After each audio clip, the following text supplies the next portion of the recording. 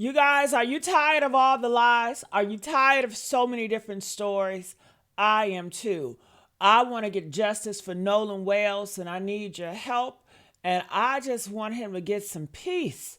I came across this video and they said it has a new witness, and you guys need to check this out. Okay, it is another bombshell and everybody is talking about it. It's going very viral on YouTube. So I was like, you guys need to know what's going on with this new reporting, new witness, new angles. And people want to know more cell phones. They need to see more cell phone videos. I also heard that it was cameras on Horn Island. And I'm like, cameras on Horn Island? That's what people are saying. I will do more investigation for you guys. So make sure you guys like, share, and subscribe. And I want to know your thoughts. Leave comments below. A major update in the Nolan Wells case, the new timeline, plus the unnamed witnesses now exposed. There's been a lot of people that have been contacted and interviewed. And there's a lot of people who were there that day that voluntarily came forward to tell what they know. This report goes a long way in identifying, who may be a witness to those critical hours and minutes that there are gaps of information. A Nolan Wells bombshell report tonight. Does it reveal new witnesses? And because of the new timeline report, is there a timeline shift in what happened the afternoon and evening? Nolan Wells seemingly disappears. His body found washed up at Horn Island. Not only has the timeline been analyzed by the Cajun Navy, the U.S. Cajun Navy, based on all sorts of statistical data, new photos are emerging. Take a look at this photo before we go to the Cajun Navy. Look at this. Check out what you're seeing. Look at all the boats surrounding where Nolan was. Leave up the photo out to Caitlin Becker, senior national correspondent, New York Post, star of New York Postcast, their new podcast. Caitlin, what are we seeing? Well, what we're seeing here comes from this new report from the United Cajun Navy, and you're seeing several boats strung together. This is one of the first images that we've seen of this certain configuration of boats there. They're all identified, one of which was the boat that Nolan came out there on. There's several others kind of anchored with it and tied up, which begs the question of where was Nolan when this photo was taken? Because it's unclear if he's actually in it. What time was this photo actually taken? So what you're seeing here is, as you said, a potential pool of witnesses. Hey, Caitlin, look at this. There's boat number 1. There's boat X. There's boat number 2. There's boat number 3. And there's a boat from which the photo is taken. Now, look in the water. Much has been made. Nolan Wells was drinking. Okay, well, apparently everybody was. They all have containers, open containers in the water. Okay, as far as I know, that's not a felony. Boat number 1, full of people. Boat X, full of people. Boat number 2, full of people. Boat number 3, full of people. People on the boat from which the photo was taken. Some of these boats tied together.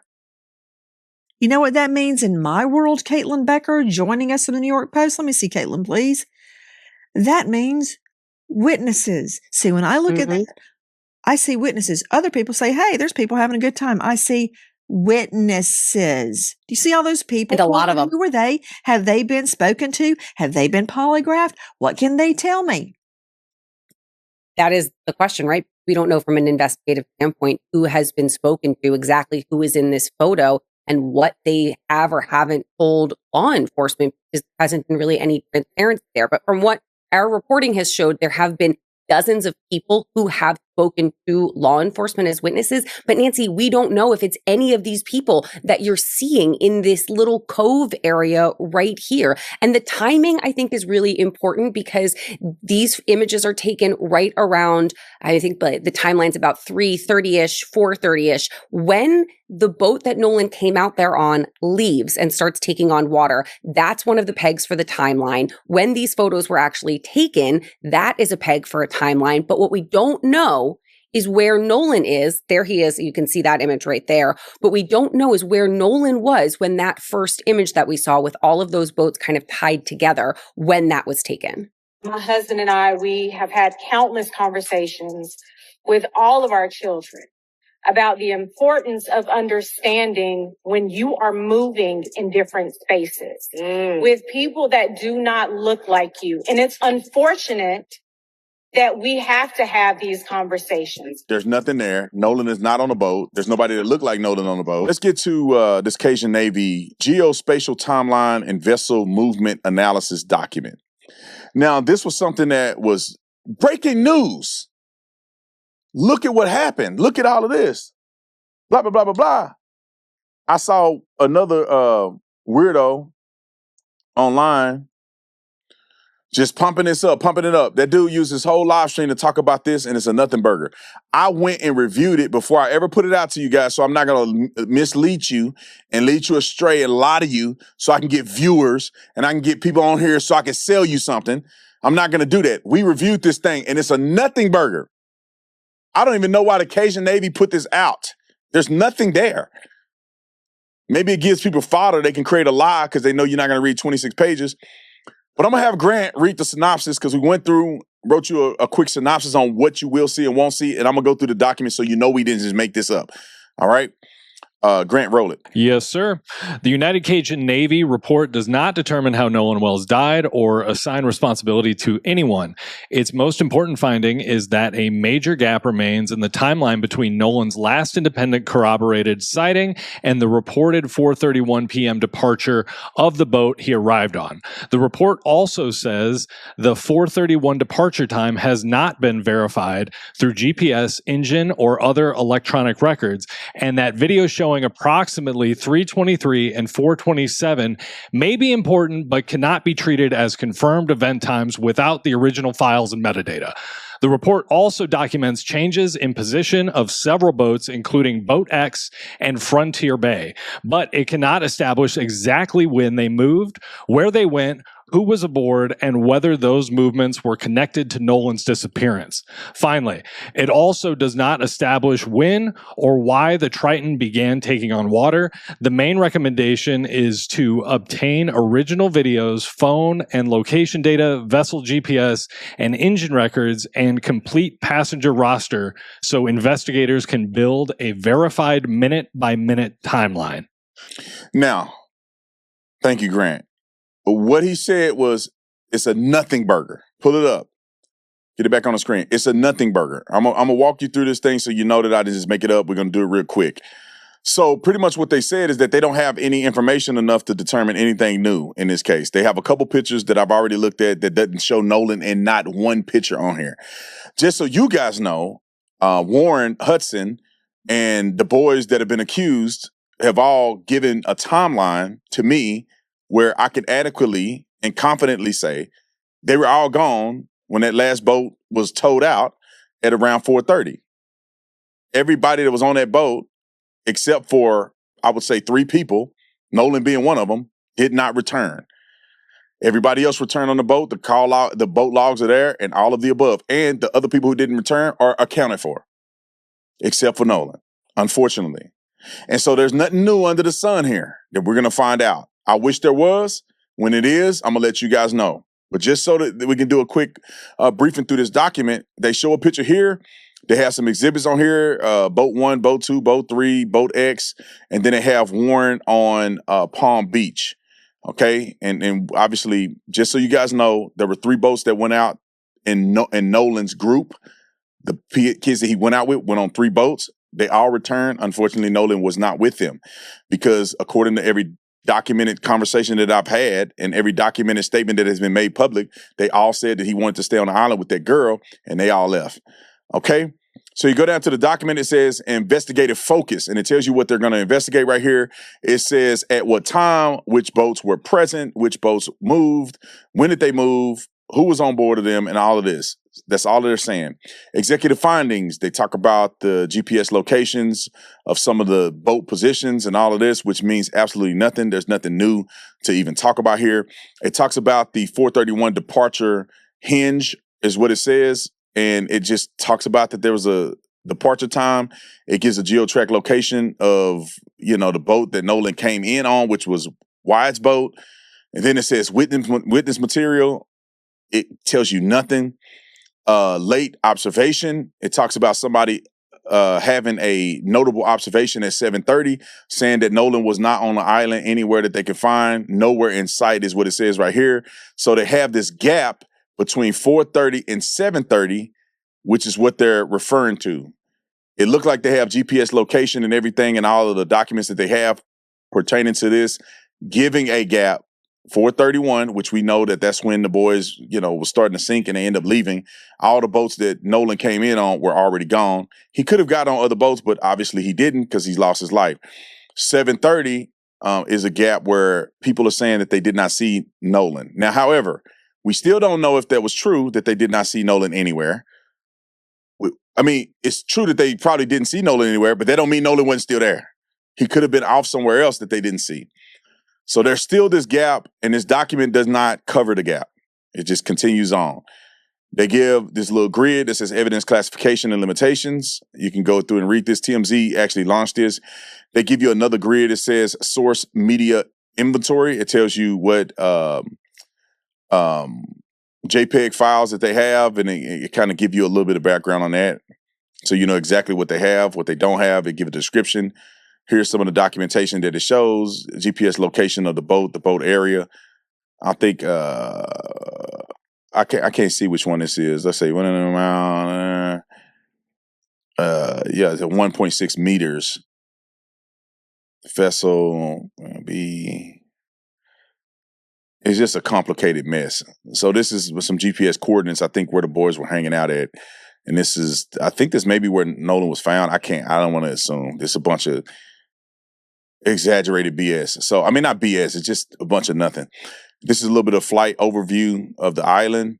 You go down here, and there's a working timeline. This is their timeline, which says absolutely nothing. I think the Cajun Navy should never waste their time putting this out.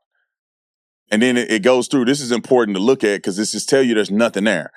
They got the 4:30 account, and then they got a 5 account, right? It says Matthew Lamp states a passenger was pretty certain a person was part of a group that was also fighting around 5 p.m. He says that I can't read that. Is that Beltran? Oh, Bertram, it's so little I can't read none of this. It says with the blue top left shortly afterwards fast, not believing that to be a factor in the timeline. Let me tell you why, okay? Because they got another person that contradicted it. So it goes down through a bunch of nothing and nothing, and here's a couple pictures that don't say anything, really.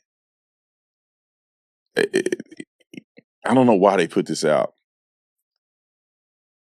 So just pictures there. On board the Trident. I wonder, is that picture there? Is this another picture of the beach? Kind of show you what it looks like out there when they were out there. Here's a couple photos here of what it looks like. I think these are actually videos, but they're not going to play on this document. So these are a couple videos that put a little timeline together, but Nolan is nowhere to be found in any of this. Here's a little shot of kind of the area they were in. Nolan is nowhere to be found in this area. They don't depict Nolan anywhere. What a waste of time. Okay, this is what they were talking about, that 5:30 thing. I guess this content creator or person wrote a note pretty much saying that they believe they saw something suspicious. And then this person here on the right pretty much debunked it and said, hey, that was us who you yelled at. You should be more responsible, putting out false information. And so what the Cajun Navy is saying is that this was a post saying that they may have seen Nolan at 5. This was disputing that Nolan was seen at 5. The next time somebody had something was 7:30 where they said Nolan was nowhere to be found. So they got the 4:30 departure, and then they got this 5 o'clock and 7:30 where Nolan is nowhere to be found, which consistently creates a gap where what happened to Nolan between 4:30 and 7:30.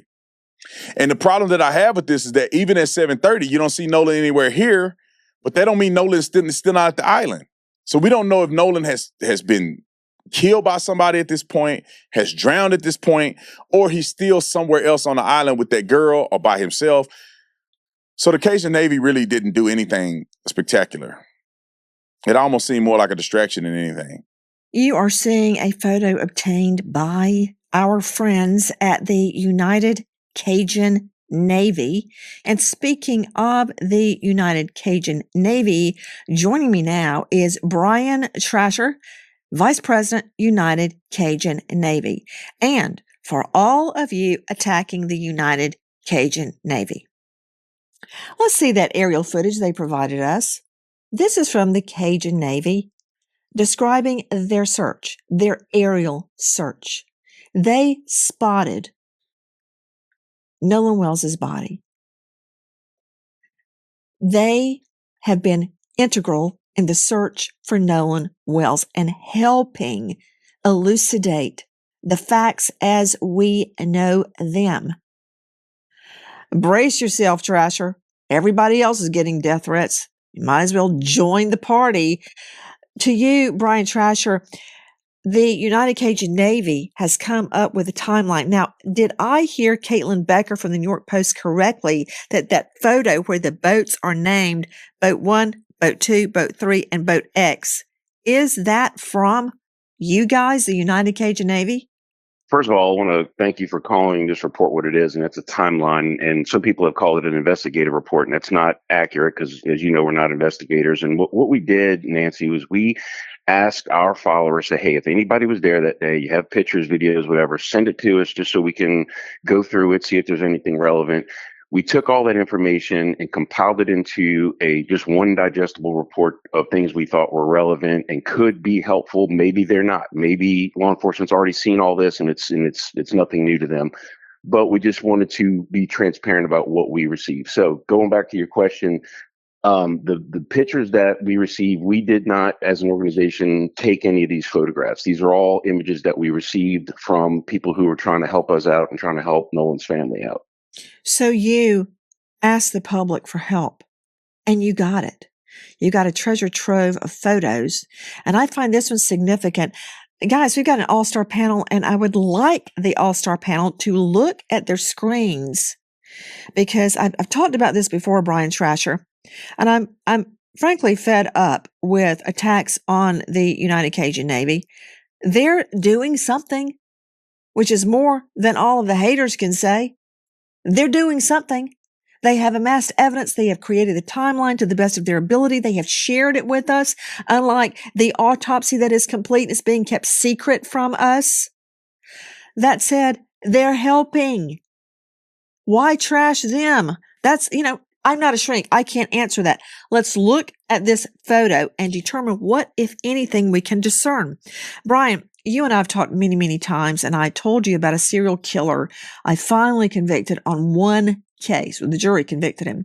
And I proved a lot because of one earring I found in a particular location. The victim was wearing an earring, and the other earring had been sliced out of her ear, and I found it somewhere else, and I learned a lot because of where it was. Now, don't even bother to tell me that this photo that you have produced is not probative of something. The cluster of boats. Number one, I see a lot of witnesses. Trasher, do we know what time this photo was taken? We don't know definitively times on all these because even though they're time stamped, it could be a time when it was screenshotted, stamped, not necessarily the original photograph. So we were very careful to denote that in our report that we can't verify timelines, although based on, shadows and positions and things like that, we can determine that some of these, as noted, are taken in the late afternoon. One of the things I thought was interesting about some of these photos we got, Nancy, was that a lot of the photos we had seen before were people like in waist deep water. Well, some of the photos we provided show people up, water up to their chest, almost to their neck. And that's not really wading. That's treading water, in my opinion. And that I thought might have been significant to know that many people were, perhaps enjoying some libations, but also in water that might have been a little too deep just to be playing in. Good point. You also said something else really smart. And I certainly do not want to rely on this, but sometimes you have to, you take the evidence as you find it and you make the most of what you've got. You said you could tell this was late in the afternoon because of the shadowing. I wonder if the tide could tell me anything. Because how high up the water is. But these people holding drinks, they're not treading water, Trasher. They're standing there. These people are not treading water, and the water is up to their armpits. Is that the photo you're talking about as to where you think some of them are treading water, or are there other photos? The photo at the top, yeah, you're right. It's about up to their armpit. I think there was one later in the report that that showed some of the kids. This was a screenshot of a social media post, and there's 3 boats visible, one fourth boat further in the distance, but a lot of kids on one boat. I say kids, young people on one boat, some on the boat, some in the water.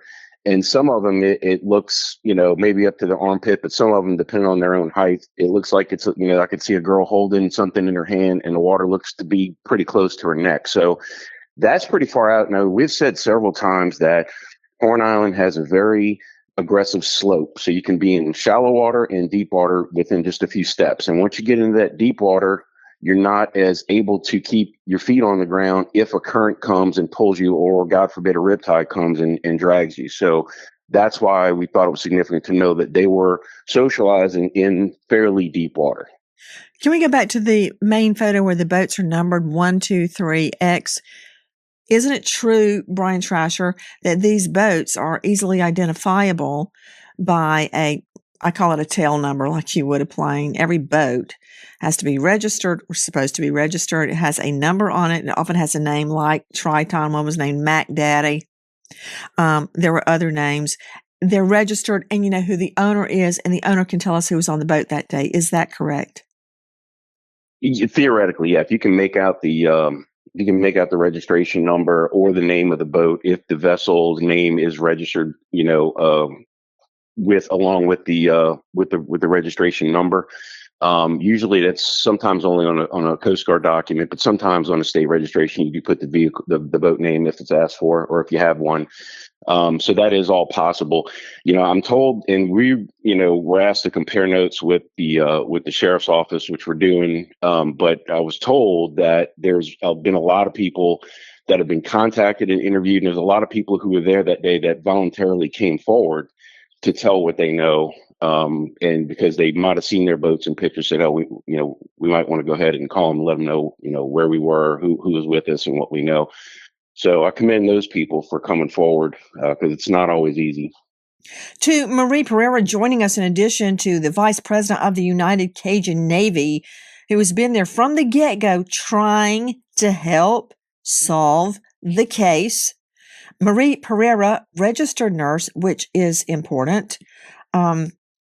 But she is a criminal defense attorney and domestic violence expert. She is a violence expert certified advocate. Marie, you saw that.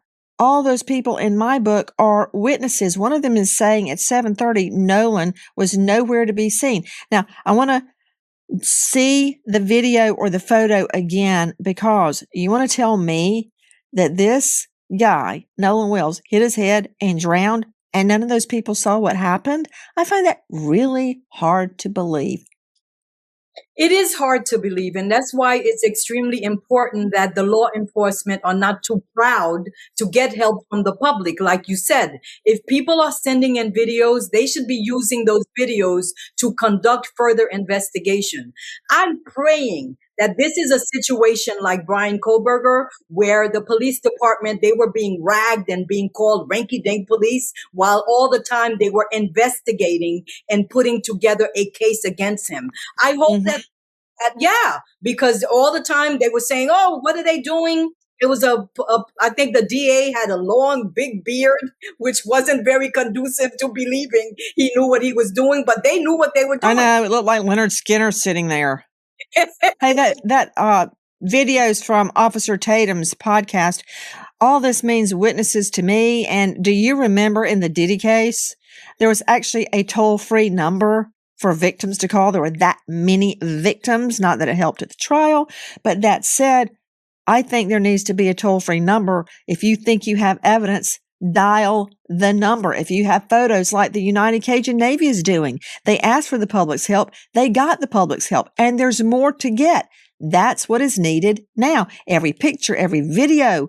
How often have cases been cracked when someone spots something in a picture they hadn't noticed before, or their memory is jogged by a photo or information they've seen online? I've pointed to this a million times. That said, Brian, how did you create this timeline? I find it very interesting. So first of all, going back to your comment about internet sleuths, a lot of people consider themselves internet sleuths, but some people really are good. And there's one young lady who's helped us out on many cases, who was very helpful in this case. I haven't asked her permission yet if I could say her name, but if she gives me permission and I come back on, I'll be happy to give her credit for all the help she gave us. But basically, what we did was we took these pictures, we juxtaposed them to, like Google Earth and satellite pictures of the island to try to determine exactly where they were. We looked at the initial coordinates called out from I think from the Coast Guard or from Marine Patrol when the missing persons report first went out, and basically just try to run these pictures against each other to say, okay, this boat's here now, it's not here later, and again, just create an index. We had to use some software to help us create the index of the pictures and make sure we put it into the best timeline we could. We included social media posts that, may or may not have been definitive, but this was happening in real time. So we thought it was important to put those up there to create context. And so again, just trying to, our goal was to take what we've received, put it into a digestible format that just about anybody could understand, hopefully. And if it's helpful, great. If it's not, then I don't think, no harm, no foul, We have a very special guest. We have Brian Fitzgibbons, Director of Operations at USPA Nationwide Security and Investigations. You have led search teams not only in the United States searching for missing people, but around the globe. I appreciate your time. This new report released by the United Cajun Navy, what sticks out to you about the Nolan Wells case? Yeah, first of all, this was, a very comprehensive working analytical document put together by the United Cajun Navy.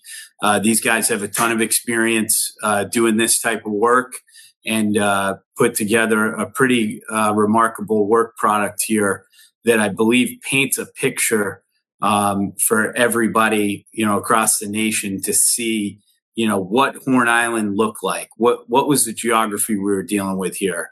What was the dispersion of these vessels as they were parked up on the beach? And I think one other thing that I'll add, where it may help to answer some questions, is that this report goes a long way in identifying, who may be a witness to those critical hours and minutes. That there are gaps of information, that this report really helps provide a framework to build that investigation off of. Yeah, because I think that that's really the heart of all of this, and the confusion and the misinformation is the timeline as it's unfolding, right? And we're trying to fill in the gaps. And what you're saying is that this new report kind of helps with all of that. What's not been disputed is the fact that, he was at his home on July 3rd with his family. July 4th, goes out on the boating trip. But it's really what happens after, say, 3 o'clock. I do have a little bit of an interview that one of the friends that was out there with him gave, and we'll talk about it on the other side.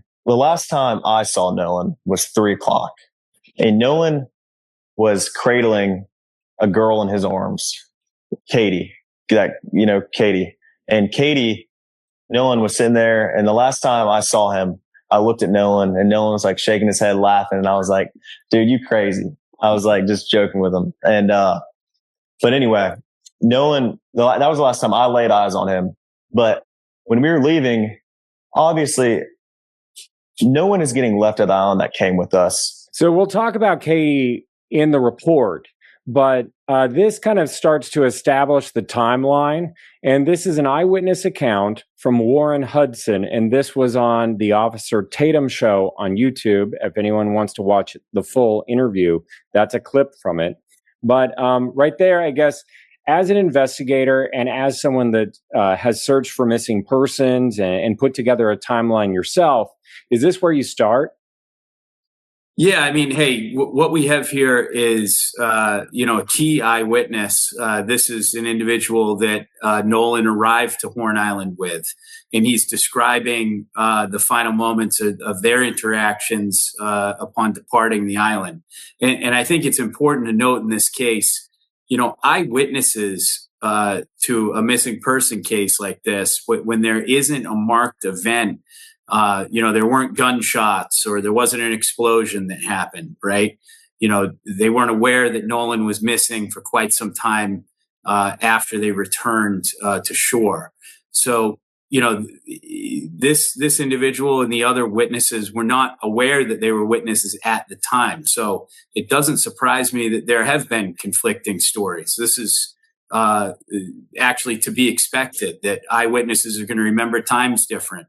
They weren't looking at their watch or their phone to annotate the last time you saw somebody. It would be concerning if every eyewitness had the same exact story and the same exact timeline. That would actually stand out as a red flag. So, the simple fact that he's describing this sounds just like any other group of young folks going out to have a good time. Hey, he wanted to stay back for some reason, and we wouldn't have left without him if we weren't sure he wanted to stay back. So around 4:30, he says that's when the boat was taking on water. That's when someone on the boat made the call, which I'll play for you. But in the same interview, he said this about trying to get Nolan on the boat. And this is again around the timestamp at around 4:30, according to his account. Nolan was sitting by the boat with that Katie girl, and my buddy yelled for Nolan, get on the boat. We're leaving. The boat's having issues. And no, he didn't say that, but he was panicking. Nolan, get the F on the boat. Get on the boat. And Nolan said, no, I'm staying out here. I'm going to ride in with somebody else. And it's not uncommon to hear, but it's not like my buddy asked him one time. My buddy asked Nolan multiple times to get on the boat. Nolan, get on the boat. Get on the boat. We're leaving. If you're coming, you got to come now. And Nolan made a decision to stay out on the island. I guess one of the big questions for a lot of people as they're, trying to search for answers in all of this, did he ever make it on the boat? So, and that's where this timeline is so critical, right? Because then you had TMZ posting this the other day, and it's from the same podcast, but it alleges to show the boat with 7 people on board, and Nolan is not on the boat. And this is around the time that the sea tow call is made. New video that has surfaced in the Nolan Wells case that seems to support what we were told by sources directly with direct knowledge of the investigation, that after Nolan's friends left on their boat at 4:30, that Nolan remained at the island. And in fact, there was one report that claimed that he was there as late as 6:00, still on the island. This new video it shows the boat that Nolan's friends were on when they left the island. This is the boat that Nolan arrived at Horn Island on July 4th. Same friends. 7 people, which is what we heard them describe on the call to the tow company. And they are all on the boat there. This is as they are trying to get it started. And there's no Nolan in sight. Right. I guess as an investigator, is your first step trying to establish that this is a real video and figure out what the timestamp of that video is, or what would you be doing as an investigator? It looks like apparently came from CETO, or it was right around the time that call to CETO was made. So I don't have any immediate reason to question the veracity of this video. But what does this video do? Is it corroborates the statements that have been consistently made by the other passengers of the vessel, that Nolan did not board the vessel to return back to shore with them. And that this is a piece of information that certainly attests to that statement that has been made. This has been the most difficult time we have ever had. I want to tell you who Nolan was. Nolan was a God-fearing, God-loving child. He loved everyone. Today we are begging, because I'm not too proud to beg. We are begging, if anyone knows anything, his friends, strangers, please call the hotline, because we will not be able to rest until we get answers.